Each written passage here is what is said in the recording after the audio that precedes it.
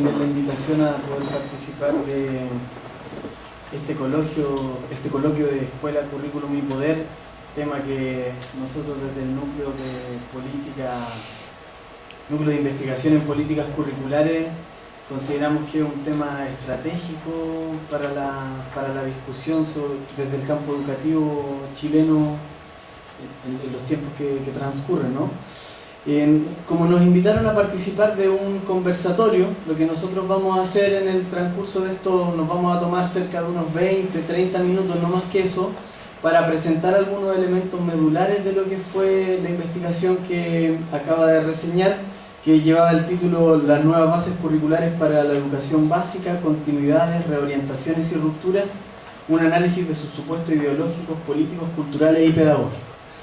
Vamos a comentar algunos elementos generales de esa investigación, de ese estudio, para posteriormente abrir la discusión y la reflexión. Idealmente podamos tener unos 30 minutos por parte de nosotros y unos 45 minutos o 30 minutos más de conversación y reflexión más colectiva. La investigación que vamos a presentar, entonces, es una investigación en la que participaron el doctor Abraham Magenzo, que se encuentra presente también acá en la mesa, o sea, acá en la actividad, Sonia Lavín, Luis Osandón, también profesor de acá del DEP que está presente, la profesora Mirta Abraham, Blanca Astorga y yo, Fabián Caballos. ¿Cuáles fueron la idea fuerza del proyecto? ¿Qué es lo que deseábamos estudiar nosotros? En primer lugar, la pregunta que nos planteamos para el desarrollo de nuestro estudio es la siguiente: ¿cuáles son los supuestos ideológicos, políticos, culturales y pedagógicos que subyacen a las bases curriculares para la educación básica aprobada el año 2012? En ese sentido, lo que intentábamos como develar era en qué medida el cambio político que trajo particularmente a la Alianza por Chile y a esta coalición de centro-derecha al poder, al gobierno, qué cambio significaba eso a la hora de construir políticas curriculares desde allí. Lo que intentamos fue en el fondo recoger un poco cuáles son las continuidades, cuáles son los cambios, las rupturas que existieron entre la política curricular de la concertación desde el 96, considerando la actualización curricular del 2009, y qué transformaciones hay con las bases curriculares para la educación básica del año 2012. Evidentemente partimos nuestra investigación asumiendo que toda construcción curricular no es neutra, sino que contiene, digamos, posturas epistemológicas, políticas y culturales. Por ende, representa la política curricular visiones e intereses individuales y de grupos que es necesario develar, problematizar. De ahí que las dimensiones que nosotros seleccionamos eran estas que les señalé al principio, las dimensiones ideológicas, políticas, culturales y pedagógicas. ¿Cuál fue la metodología que nosotros utilizamos para nuestra investigación? Asumimos una opción metodológica de carácter cualitativo, desde una perspectiva hermenéutica, desarrollando análisis crítico del discurso, para a partir de ahí detenernos en estos supuestos que les nombré.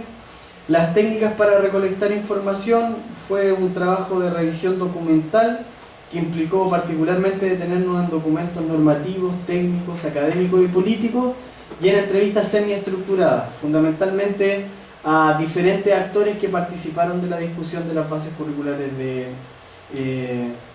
enseñanza básica. Voy entonces a comentarles en primer lugar un poco el contexto de producción de lo que fueron las bases para la enseñanza básica aprobada el año 2012,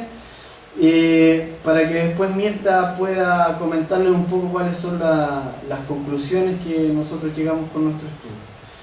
Bueno, con respecto al contexto, cabe señalar que como algunos hitos, algunos acontecimientos que ocurren en el periodo 2009-2012.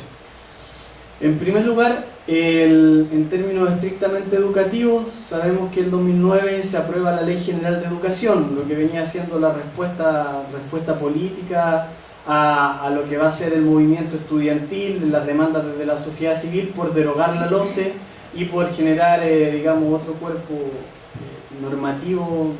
que regulara el sistema educativo nacional. Entonces, el 2009 se aprueba la LOCE, que sabemos que no necesariamente da cabida a las demandas de la sociedad civil y particularmente del movimiento estudiantil con respecto a poner freno a las políticas de mercado y a entender la educación dentro de las lógicas neoliberales. Pero en términos estrictamente curriculares, la Ley General de Educación establece que tienen que haber bases curriculares, primer elemento, que debiesen regular los diferentes niveles de la enseñanza preescolar, básica y media, y sus diferentes, como tanto para técnico profesional como para científico humanista, y a su vez establece algunas modificaciones en la nomenclatura, establece la idea de esto de los objetivos de aprendizaje y los objetivos de aprendizaje transversales por sobre lo que en el contexto del marco curricular fueron los contenidos mínimos obligatorios y los objetivos fundamentales transversales. Entonces, primero, 2009, Ley General de Educación, y algunas digamos, atisbos de las transformaciones curriculares que debiesen desarrollarse en el país. Segundo elemento, el 2009 también se aprueba la actualización curricular, o el ajuste curricular conocido como la actualización del 2009, que incorporaba los mapas de progreso y que daba en el fondo cuenta de una serie de ajustes al marco curricular implementado desde el año 1996. Por tanto, el ajuste curricular se había diseñado a partir de un ejercicio de discusión y de consenso por parte de la concertación, con también ciertos actores de la derecha, que daba a todas luces como señales de si en el fondo había un gobierno posteriormente de derecha, no necesariamente se tenían que desarrollar transformaciones o echar por la borda el trabajo de la actualización del 2009, en tanto había sido un ejercicio que había, digamos, se había construido en base a consensos con la derecha. Sin embargo, el año 2010, como todos sabemos, llega al gobierno la Alianza por Chile, ¿cierto? Sebastián Piñera, Joaquín Lavín encabezando la cartera de Educación, y desde ahí se impulsan dos grandes cuestiones en términos estrictamente...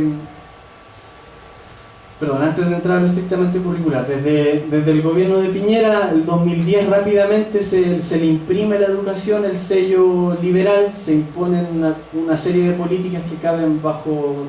todas luces desde perspectivas neoliberales. Solamente mencionar 4, las podemos conversar si quieren después, no, pues me imagino que se acordarán. La política del semáforo, que era esta lógica de categorizar y de organizar las escuelas del país en función de los resultados que tenían en la evaluación del CIMSE. Una segunda era la incorporación de los liceos bicentenarios como una manera de crear como liceos de excelencia en cada una de las comunas del país, lo que implicó asignar una gran cantidad de recursos públicos a este tipo de establecimientos que digamos mantenían la lógica de la selección en el ingreso estudiantil. La reducción en función como tercera medida, ¿cierto? En función de la necesidad de incrementar los resultados en las evaluaciones estandarizadas nacionales e internacionales, el aumento de las horas de lenguaje y matemáticas versus la reducción de las horas de historia, lenguaje, arte y tecnología, el aumento de las horas de lenguaje y matemáticas y la reducción de las horas de historia, arte y tecnología, ¿sí? Entre otras, ¿no? Entonces, evidentemente, políticas neoliberales en educación rápidamente ha ascendido el gobierno de Sebastián Piñera. En términos curriculares, el gobierno de Sebastián Piñera lo primero que hace es que le pone un freno a la actualización curricular del 2009, que se empezaba a implementar ya en el tercer nivel de educación básica el año 2010, le pone un freno y empiezan a desarrollar desde la unidad de currículum y evaluación liderada por Loreto Fontaine lo que va a ser las bases curriculares de enseñanza básica, señalando que en el fondo ellos están haciéndose cargo de los planteamientos que se formulaban en la Ley General de Educación y, digamos, por lo menos una de las cosas que nosotros comentábamos dentro del núcleo,